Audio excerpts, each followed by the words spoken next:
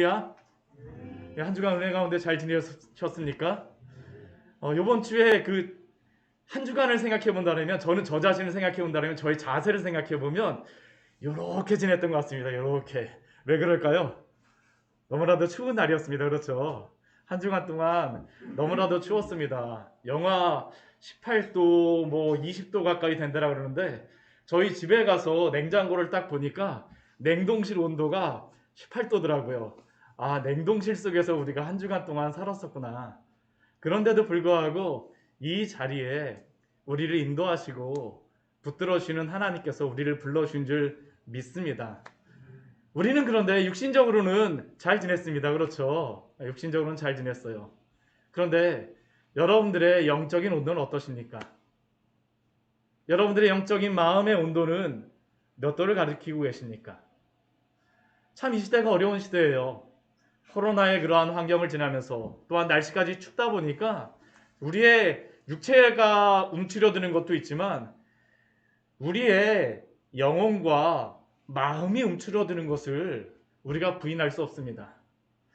한 해를 시작하면서 이번에는 이렇게 해야 되겠다라고 힘차게 시작했지만 또 다시 한번 여러 가지 상황들을 만나보니까 막상 녹록치 않아요. 녹록치 않습니다.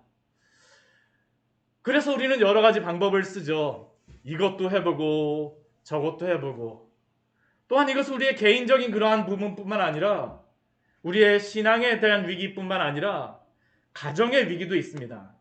저는 이 시대에 참 가정을 보게 되면 마음이 많이 아파요.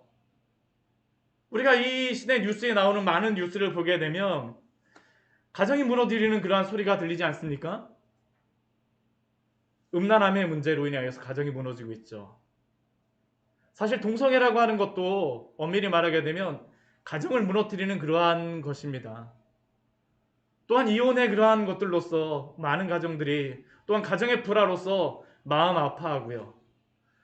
또한 비혼이라고 하는 그러한 걸 가지고 듣도 보도 못한 그러한 일들이 일어나기도 하고, 또 요즘에는 정인이의 그러한 일들로 인하여서 가정 안에서 있는 그러한 것들이 참 우리가 생각해 볼 때에 가정이 무너지고 있는 그러한 모습을 볼 때 저도 참 마음이 아픕니다. 이 시대 가정이 무너지고 있구나.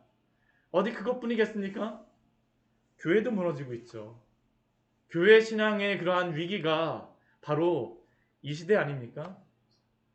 우리가 하나님을 예배하고자 하는 그러한 마음은 있지만 갈급한 마음은 있어도 예배드릴 곳이 없다라는 것이 우리의 성도의 마음을 무너뜨리는 그러한 큰 미혹이 되고 우리에게 걸림돌이 되고 있지 않습니까? 그래서 이러한 것들을 우리는 어떻게든 넘어가려고 여러 가지 방법들을 애를 쓰죠. 여러 가지 외적인 방법들로서 우리가 해결해 보려고 많이 애를 씁니다. 근데 저는 이러한 외적인 방법들을 통하여서 이것도 하고 저것도 하고, 오늘도 저희가 교회에서 이렇게 예배를 드리는 때에 줌으로도 저희가 지금 방송을 하고 있고요. 유튜브로도 지금 나아가고 있지만, 그러나 저는 예배를 드린다라고 할 때에 줌으로 예배를 드리느냐, 유튜브로 예배를 드리느냐, 실제 여기서 예배를 드린다 할지라도 그럼에도 불구하고 여기에 있는 우리들의 그러한 영적인 온도조차 사실 우리가 장담할 수가 없어요. 장담할 수가 없습니다. 우리가 본질적으로 이러한 위기들을 어떻게 헤쳐나가야 될까요? 저는 가장 근본으로 들어가는 게 가장 좋은 것이라고 생각을 합니다. 그것이 무엇일까요? 복음으로 돌아가는 것이죠. 복음으로 돌아가는 것입니다. 우리가 신앙생활을 한다고 해서, 교회를 다닌다라고 해서, 목회자의 자녀라고 해서, 집사라고 해서, 우리 권사님이라고 해서, 장로님이라고 해서, 심지어는 저 같은 목사라고 해서 그 직분이 우리를 지켜주는 게 아닙니다. 우리가 복음 앞에 붙잡혀 있지 않는다라면, 아무리 우리가 형식적인 그러한 것들을 가지고 있는다 할지라도 우리의 신앙의 온도계는 여전히 영하 18도를 가르치고 있을 수도 있습니다. 여러분들은 어떠십니까? 오늘 말씀을 보게 되면 우리가 예수님께서, 오늘 말씀은 다른 말씀이 아닙니다. 사람들이 잘못 생각하고 있는 예수님에 대하여서 예수님이 어떠한 분인가라는 것을 알려주시는 말씀이 바로 오늘의 말씀이에요. 그리고 오늘 말씀은 어떤 말씀이냐면 예수님께서 예수님의 설교를 직접 우리에게 들려주시는 말씀이 바로 오늘의 말씀입니다. 오늘 말씀 우리가 쭉 그냥 본문을 읽었지만 오늘 말씀은 예수님이 설교를 하시는 겁니다. 어디에서 설교를 하십니까? 나사렛의 회당에서 설교를 하고 계시죠. 우리 14절과 15절 말씀을 보게 되면 예수님께서 앞에 말씀에서 시험을 받으신 후에 광야에서 40일 동안 금식을 하시고 시험을 받으신 후에 그 다음에 어디로 가시냐면 갈릴리로 가십니다. 갈릴리에 가셔갖고 성령의 충만함으로 그곳에 가셔서 말씀을 전하세요. 우리 15절 말씀 보면 그렇게 되어 있죠. 여러 회당에서 가르치세요. 이 갈릴리라고 하는 지역은 어떠한 지역입니까? 예수님이 사실은 사역을 하신다면 가장 좋은 그러한 핵심적인 사역은 어디냐면 예루살렘의 그러한 지역입니다. 왜냐하면 이 시대의 예루살렘이야말로 종교의 중심지이자 또한 그곳에 예루살렘 성전이 있기 때문이죠. 그런데 예수님께서는 예루살렘 성전으로 가지 않았어요. 우리 오늘 14절 말씀해 보게 되면 성령의 능력으로 어디로 돌아가시냐면 갈릴리로 돌아가십니다. 왜 갈릴리로 돌아가실까요? 오늘 우리 누가복음 말씀에는 나오지 않지만 마태복음 말씀에 보게 되면 이 갈릴리 지역이 어떠한 지역인가라는 것을 우리에게 말씀하여 줍니다. 우리 말씀 같이 한번 찾아볼까요? 우리 마태복음 우리 4장 15절과 16절의 말씀입니다. 오늘 이 말씀은 그래서 우리에게 주는 말씀입니다. 우리 마태복음 4장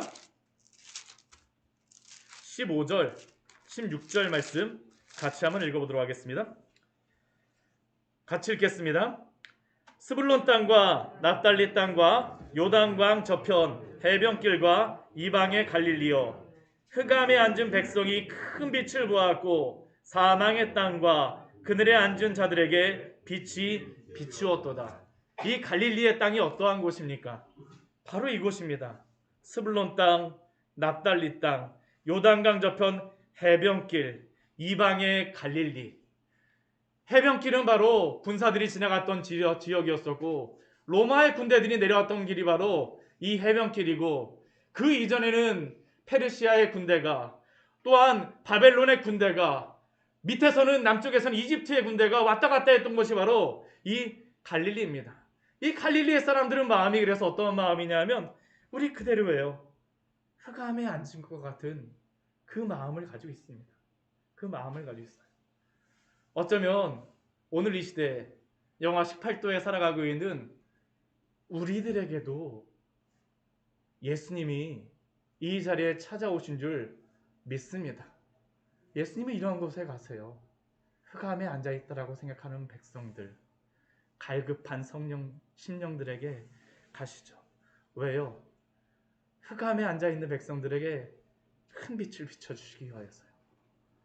왜냐하면 온도가 올라갈 수 있는 방법은 다른 게 없어요. 예수님이 빛을 비춰주시는 방법밖에 없는 줄 믿습니다. 예수님이 그곳에 빛을 비춰주시는 겁니다. 우리가 아무리 손 가지고 이렇게 비빈다 그러고 호한다 그래갖고 얼마나 온도가 올라가겠어요. 빛이 비치고 열이 그곳에 와야죠. 예수님이 바로 그 일을 하시기 위해서 가신 것입니다. 저는 우리 광야의 샘교회 성도님들에게 이러한 은혜가 있기를 축원합니다. 여러분들의 마음을 예수 그리스도의 복음으로 가득 채우는 그 은혜가 있기를 축원합니다. 이게 바로 예수님이 오신 이유예요. 그리고 예수님께서는 그것을 하시기 위해서 다른 방법을 쓰지 않습니다.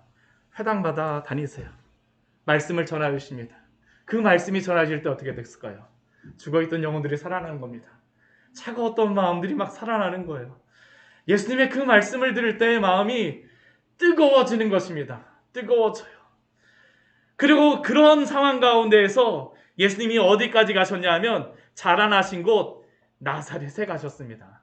나사렛은 바로 예수님이 자라나신 곳 고향이죠. 고향과 같은 그곳에 가셔서 안식일에 늘 하시던 대로 회당에 들어가셨습니다. 아마 이때 예수님이 이렇게 가셨던 이유는 이 회당에서 그 랍비로 이제 예수님이 한참 이 갈릴리 지역에 다니시면서 많은 사람들을 가르치시고 또한 많은 일들을 행하시니까 나사렛의 회당에서도 예수님을 청하였을 것입니다. 예수님, 당신이 와서 우리 나사렛 회당에서 한번 말씀을 한번 전하여 주십시오. 한번 말씀을 한번 나누어 주세요. 당신이 이렇게 유명한 랍비가 되었는데 한번 오십시오. 그래서 예수님께서 그곳에 가셔서 서셨습니다. 그리고 그곳에 가서 회당에 가셔서 성경을 읽으실 때에 어떠한 말씀을 읽으시냐면 선지자 이사야의 글을 읽으셨다라고 말씀하고 있습니다. 오늘 특별히 그런데 17절 말씀을 보면 이사야의 글을 이 회당의 사람이 그 두루마리로 예수님께 드렸는데 그곳에서 예수님께서는 기록된 데를 찾으세요. 이렇게 기록된 데를 찾으시니 예수님이 특별히 찾으셔서 읽으신 본문이 바로 오늘 18절과 19절의 말씀이죠. 이 말씀은 이사야서 61장 1절과 2절에 나와 있는 그 말씀을 예수님께서 그대로 읽으신 것입니다. 예수님이 읽으셨던 그 말씀이 어떠한 말씀일까요? 우리 18절과 19절 말씀 같이 한번 읽어보도록 할까요? 주의 성령이 내게 임하셨으니 이는 가난한 자에게 복음을 전하게 하시려고 내게 기름을 부으시며 나를 보내사 포로된 자에게 자유를 눈먼 자에게 다시 보게 함을 전파하며 눌린 자를 자유롭게 하고 주의 은혜를 전파하게 하려 하심이라 하였더라. 예수님이 왜 이 말씀을 읽으셨을까요? 예수님이 그 나사렛에 가셔가지고 다른 말씀이 아니라 왜 이사야서 61장에 이 말씀을 읽으셨을까요? 오늘 이 말씀을 읽으신 이유를 우리 뒤에 말씀해 보게 되면 알려주고 있습니다. 우리 21절 말씀 보면 이렇게 말씀하고 있죠. 이 글이 오늘 너희 귀에 응하였느니라. 예수님이 이 말씀을 읽으시고 나서 책을 덮고 그 맡은 자에게 주시고 앉으셨을 때에 이때에는 말씀을 읽을 때에는 이렇게 일어나서 읽게 되지만 설교를 할 때에는 앉아서 설교를 했습니다. 그러니까 지금 예수님께서 설교를 하시기 위해서 앉으신 것입니다. 예수님이 앉으셨을 때에 사람들의 반응이 어땠을까요? 아마 여기 앉아 계신 여러분들과 같을 것입니다. 오늘 우리 예수님께서 무엇이라고 말씀하실까? 갈릴리에서 그렇게 유명한 랍비가 되어서 온 예수가 도대체 무엇을 우리에게 말할까? 눈이 초롱초롱해갖고 집중을 하고 있죠. 우리 20절 말씀에서 그것을 기록하고 있지 않습니까? 다 주목하여 보더라. 다 주목하여 보더라. 그렇게 유명해졌다고 하는데 도대체 와서 무슨 말을 하였을까?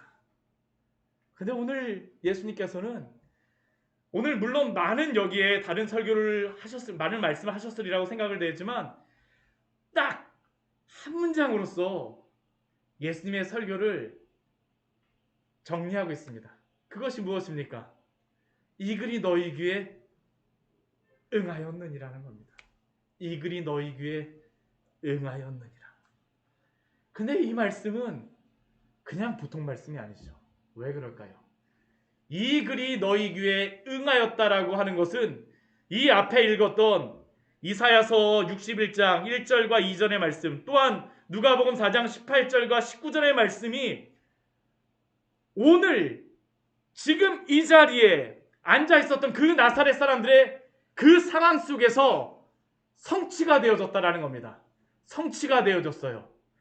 그 사람들이 읽었을 때 그 이사야서 61장의 이 말씀은 성경에 있는 말씀이었습니다. 과거에 그때로부터 한 700년경 전에 이사야 선지자를 통하여서 주셨던 말씀인데 이 글이 어떻게 됐다라는 거예요? 성취되었다라는 것입니다. 그것은 이 말씀을 통하여서 예수님이 어떠한 분인가라는 것을 우리에게 알려주고 있습니다. 오늘 18절과 19절 말씀이 그래서 우리가 예수님이 어떠한 분인가라는 것을 우리가 궁금해할 때에 오늘 예수님이 직접 자신에 대해서 알려주신 말씀이죠. 예수님이 어떠한 분이십니까? 오늘 18절 말씀을 보세요. 예수님이 어떠한 분이신가를 우리에게 알려주죠. 주의 성령이 내게 임하셨으니. 예수님께서는 말씀을 전하실 때에 성령이 임하신, 성령이 충만한 그 상태로 말씀을 전하셨습니다. 어떤 자에게 말씀을 전하십니까? 가난한 자에게 복음을 전하는 것이 바로 예수님이 이 땅에 오신 목적이라는 것입니다. 혹시 가난한 자로 이 자리에 오셨습니까? 그러면 예수님께서는 우리들의 친구가 되어주시기 위하여서, 우리에게 지금 이 말씀을 전하시기 위해서 오신 줄을 믿으시기 바랍니다. 예수님이 바로 이것을 하기 위해서 오셨어요. 또 예수님께서는 왜 오셨습니까? 하나님의 예수님을 보내셨어요. 어떤 자를 위해서 보내셨습니까? 포로된 자에게 자유를 주시기 위해서 보내셨습니다. 포로되어 있는 그러한 사람들, 이 시대에 어떠한 포로가 되어져 있습니까? 지금 이 시대에는 로마의 포로가 되어져 있죠. 나는 포로야라고 생각하는 그 사람들에게 우리는 로마로부터 해방되어져야 돼. 이 나사렛 지역에는 로마의 그러한 수경지가 있었다라고 합니다. 아마 이 나사렛 사람들에게는 이 말씀이 범상치 않게 들렸을 거예요. 그들에게는 바로 로마 군인이 보였었고, 그러한 곳에서 예수님께서 뭐라고 말씀하십니까? 나는 포로된 자에게 자유를 주기 위하여서 왔다라고 말씀하십니다. 또 예수님은 어떠한 일을 하시기 위해서 오셨습니까? 눈먼 자에게 다시 보게 함을. 만약 이 자리에 예수님의 그 말씀을 듣기 위해서 소경이 있었다면 이 말씀을 듣고 어떤 생각이 들었을까요? 오, 나를 위해서 오셨구나. 나를 위해서 오셨구나. 눈먼 자에게 다시 보게 함을. 또한 눌려있는 자들에게 자유케 함을 위하여서 예수님이 오셨다라는 겁니다. 그리고 이것은 무엇을 의미하냐 하면 주의 은혜를 전파하기 위해서 예수님이 오셨다라는 겁니다. 은혜는 다른 게 아니죠. 선불의 해입니다. 모든 것들이 자유함을 얻는 때, 특별히 이 은혜는 언제를 가르치냐 하면 희년을 나타냅니다. 우리 레위기 25장 말씀을 오늘 설교가 끝나고 난 다음에 한번 집에 가서 한번 읽어보십시오. 이 은혜의 해, 이 희년에 일어나는 일들이 있습니다. 희년에 일어나는 일들이 무엇이냐면, 종이 되었던 사람들은 어떻게 되냐면, 돈이 없어서 종이 됐던 사람들은 희년이 되면 무조건 풀어줘야 돼요. 자유를 얻는 해입니다. 정말 자유를 얻는 해예요. 그리고 자신의 그러한 그 재산을, 그 땅을 빼앗겨서 그 빚을 져서 땅을 빼앗긴 사람에게는 그 때가 언제냐면 그 땅을 다시 되찾는 해입니다. 이 희년은 안식년이 7번이 지난 해, 50년째 되는 해가 바로 이 희년입니다. 그러니까 이 희년이라고 하는 해는 무엇을 의미하냐면 자유의 해이며 바로 해방의 날이 바로 이 희년입니다. 저는 이 자리에 앉아 계신 우리 모든 성도님들이 이러한 자유와 해방을 누리시기를 축원합니다. 그러나 우리가 진정으로 해방을 누려야 될 그 자유와 그 해방은 무엇으로부터일까요? 정말 우리의 재산이 없고 가난한 것으로부터일까요? 물론 그것도 의미를 합니다. 우리가 지금 이 시대에 로마의 그러한 상황과 같이 포로된 그 사람들을 예수님께서 해방하시기 위해서 오셨을까요? 물론 예수님께서 그것도 생각하셨을 것입니다. 그러나 만약 그것 자체가 목적이라고 한다면 예수님은 무엇을 하셔야 될까요? 이렇게 회당을 다니면서 말씀을 전하시면 안 돼요.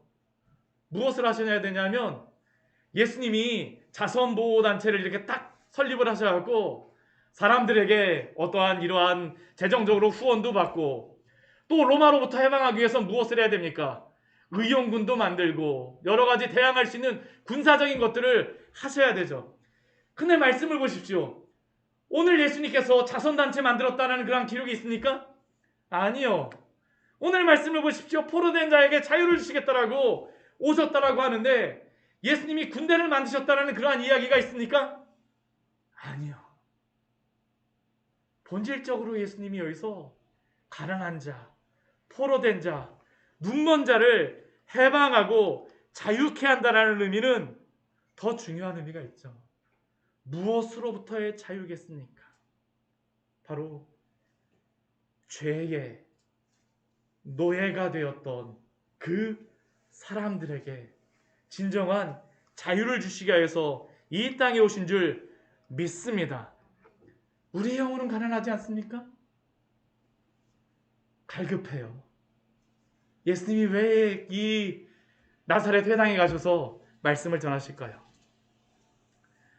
우리가 이 코로나의 때를 지나면서 저는 하나님의 은혜가 있다고 생각합니다. 다른 게 아니라 예배를 못 드리게 되면요, 하나님의 그러한 성도들에게 생겨나는 한 가지 욕구가 있습니다. 그게 무엇일까요? 목마름입니다. 갈증이에요. 갈증. 이 가난하다라고 하는 것은 바로 심령이 가난한 것이죠. 말씀을 듣지 못함으로 말미암아 하나님의 그 말씀을 그 마음껏 먹지 못함으로 말미암아 생기는 그 갈증난 사람들에게 예수님께서 어떻게 하십니까? 복음을 전하심으로 그들의 갈증을 해결하시기 위해서 이 땅에 오신 것입니다. 그뿐만이 아닙니다. 포로된 자들, 참된 진리를 보지 못함으로 죄에 억압받고 있는 그 사람들에게, 그 죄에 얽매여 있는 그 영혼들에게 우리는 이 땅이 아니라 하나님 나라에 속해 있다는 것을 예수님께서 보여주시기 위해서, 우리는 이것을 알지 못하면 어떻게 살아가냐 하면 날마다 이 땅의 것만 구하고 살아가잖아요. 이 땅의 것만. 아니요. 예수님이 이 땅에 오신 것은 이 땅의 것으로 우리가 포로되어져 있는 우리의 영혼들을 자유케 함으로 말미암아 하늘의 것을 구하게 하기 위해서 이 땅에 오신 줄 믿습니다. 또한 우리의 눈먼 영혼, 우리가 하나님의 것들을 보지 못하는 우리의 영혼을 향하여서 참된 그러한 것을 얻게 하기 위하여서 예수님이 이 땅에 오신 것입니다. 탐욕으로 눈이 가려져 있는 우리의 영혼들, 그러면 예수님 안 따라가잖아요. 그렇죠? 그러한 자들에게 눈을 띄워주심으로 말미암아 하나님의 나라를 보게 하고 하나님의 나라를 구하게 하기 위해서 눌린 자들, 저는 이 시대에 얼마나 눌린 자들이 얼마나 많은지 우리는 볼 수 있지 않습니까? 얼마나 많은 심리치료센터들이 많아요. 사람들에게 눌리고 이러한 환경에 눌리고 여러 가지 것들로 눌림으로 말미암아 자유가 없는 사람들에게 예수님이 참된 자유요, 참된 빛이요, 참된 길이요 진리요 생명이심을 보여주기 위하여서 나사렛 회당에 가신 것입니다.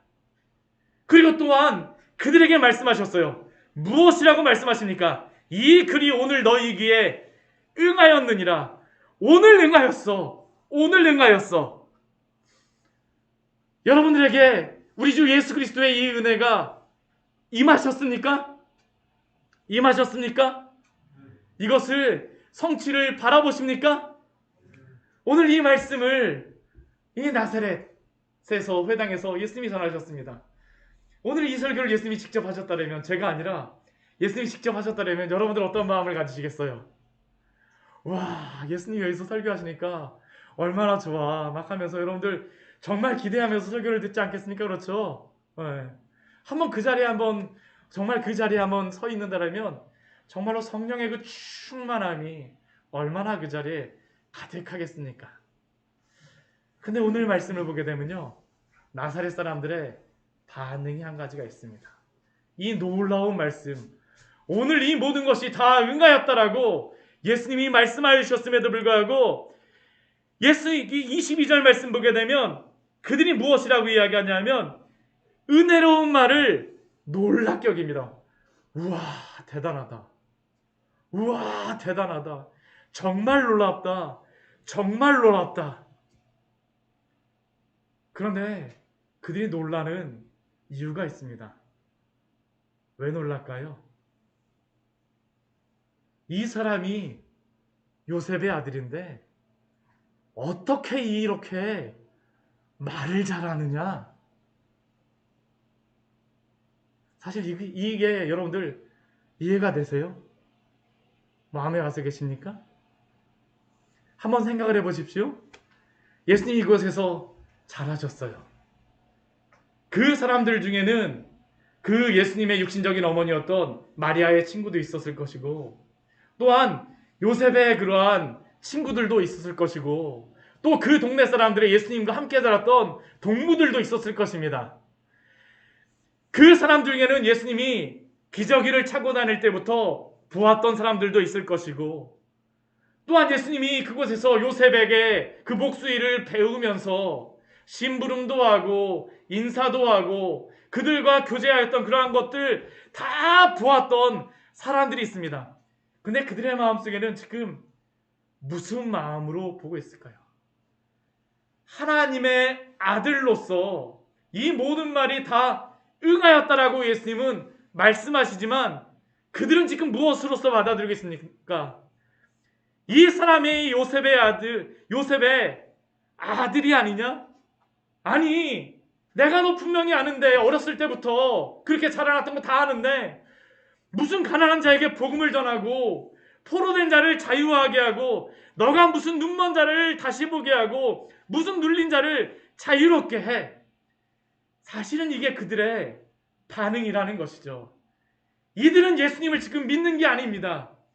이들은 지금 그렇다 해갖고 예수님을 모르는 게 아니에요. 오늘 이 말씀을 잘 보십시오. 우리의 믿음을 한번 점검해 보세요. 이 사람들이 지금 예수님을 모를까요? 예수님 너무나도 잘 알아요. 너무나도 잘 알아요. 이들은 신앙생활도 열심히 하고 있습니다. 안식일마다 회당에서 모여서 예배를 드립니다. 그런데 이 모든 말이 너에게 응하였다라고 할 때 그들은 예수님을 하나님의 아들이 아닌 사람 요셉의 아들로 치부하고 있습니다. 그들은 예수님을 믿지 않죠. 믿지 않아요. 그리고 그들이 이렇게 믿지 않는 그러한 반응을 예수님께서 뭐라고 말씀하시냐면 우리 23절에서 두 가지의 속담을 가지고 말씀하세요. 첫 번째 속담이 뭐냐면 의사야 너 자신을 고치라라는 그러한 속담입니다. 의사가 의사인 것을 증명하려고 하면 무엇을 해야 될까요? 고치면 된다라는 거예요. 지금 예수님께 그들이 뭐라고 얘기하는 거냐면 그 뒤에 바로 나오죠. 우리가 너 들었어.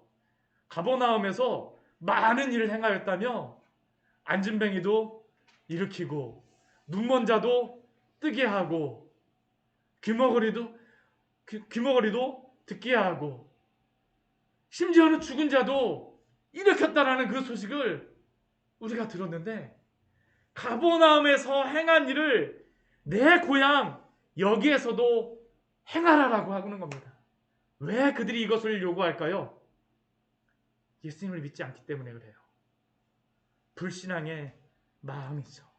불신앙의 마음. 그들을 향하여서 예수님께서 두 가지를 말씀하십니다. 두 가지를 말씀하세요. 두 가지의 구약의 사건을 이야기하시죠. 그게 무엇입니까? 엘리야 시대 때 3년 6개월 동안 비가 내리지 않습니다. 그 3년 6개월 동안 비가 내리지 않는 그 상황 속에서 유일하게 하나님이 주시는 그 만나를 먹었던 그 기름과 그 밀가루가 떨어지지 않아서 3년 6개월 동안 먹었던 사람이 있습니다. 어떠한 사람일까요? 오직 시돈 땅에 있는 사렙다의 한 과부라는 것이죠. 그 많은 이스라엘 땅에 사람들이 있었음에도 불구하고 이방의 한 과부가 이것을 먹었습니다. 왜요? 믿었거든요. 엘리야를 믿음으로 그 집에 영접하였어요. 자신이 굶어도 엘리야를 먹여주겠다라는 그것으로서 영접하였습니다.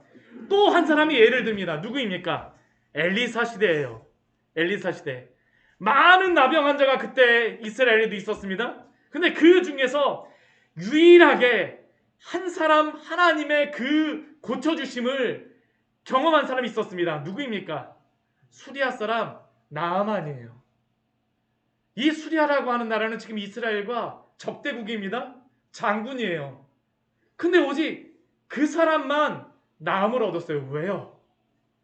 엘리사가 고쳐줄 것을 믿고 찾아왔기 때문입니다.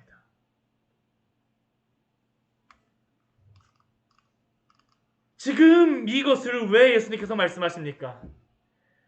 그들은 하나님 그 예수님께서 이 말씀이 응하였다라고 하는데 그들은 믿지 않는 것입니다. 너가 하나님의 아들이라면 기적을 증명해봐라고 하는데 예수님은 기적으로 증명되지 않습니다. 예수님은 왜 스페랑에서 말씀을 전하실까요? 예수님은 증명되실 필요가 없으신 분이에요. 예수님은 하나님의 아들이십니다. 선포로서 충분합니다. 선포로서 충분해요. 예수님이 그것을 고친다 해서 하나님의 아들이 되는 것이 아니라 그들에게 필요한 것은 바로 그들의 불신앙이란 모든 마음들을 다 내려놓고 예수님을 믿고 예수님을 따르는 것이 바로 이 나사렛 회당에 있는 사람들에게 요구하시는 것입니다. 그리고 이것은 바로 우리에게도 요구하시는 것이죠.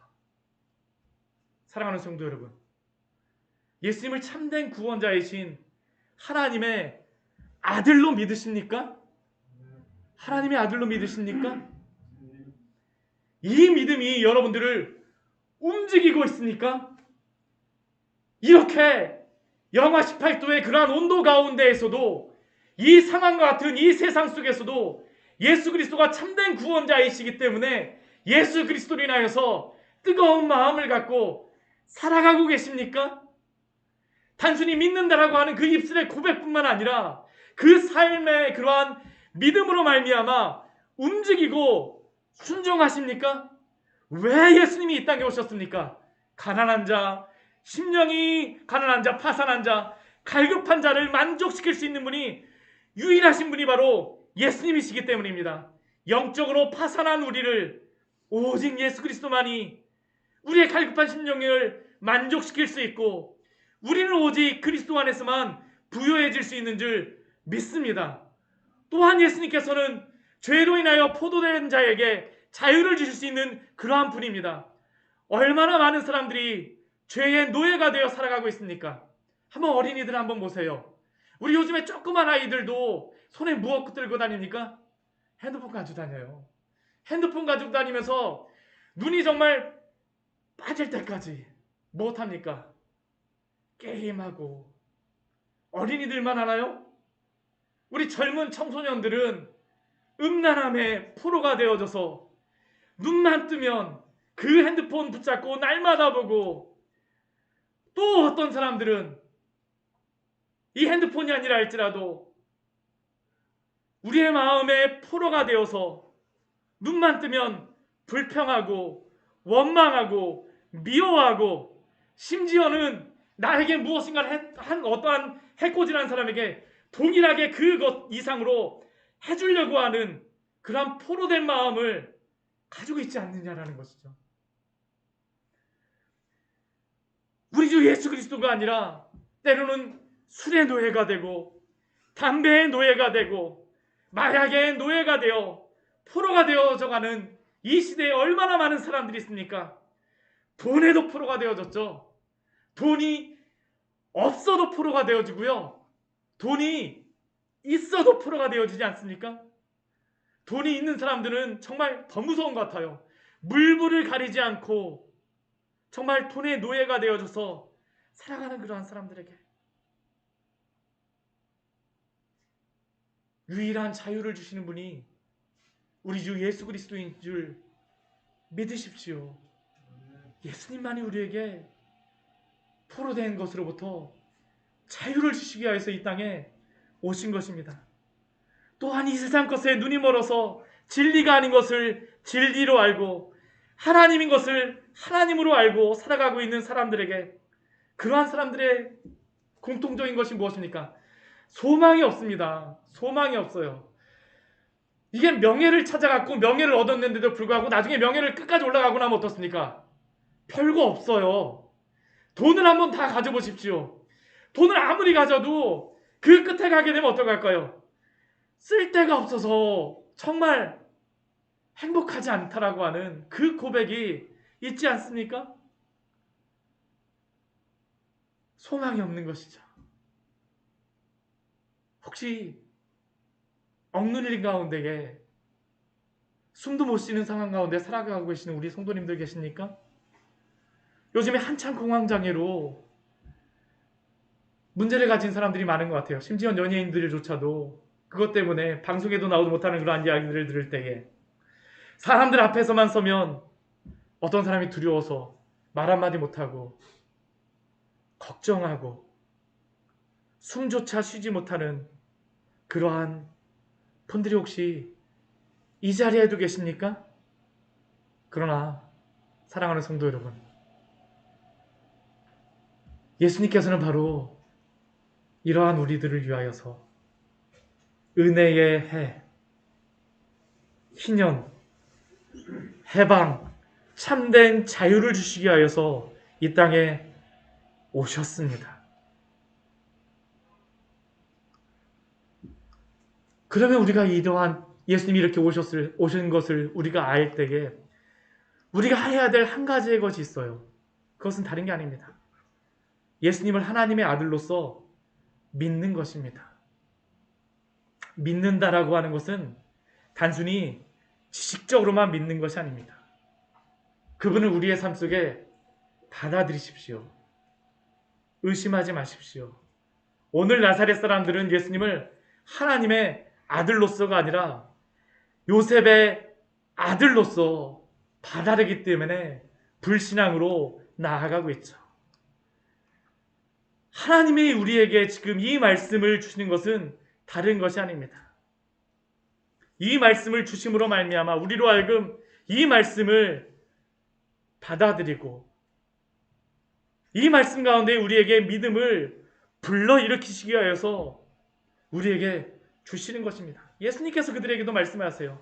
초청하는 것이죠. 나사렛 사람들의 그 불신앙의 마음을, 딱딱한 마음을 부드럽게 하기 위해서 그들을 초청하는 겁니다.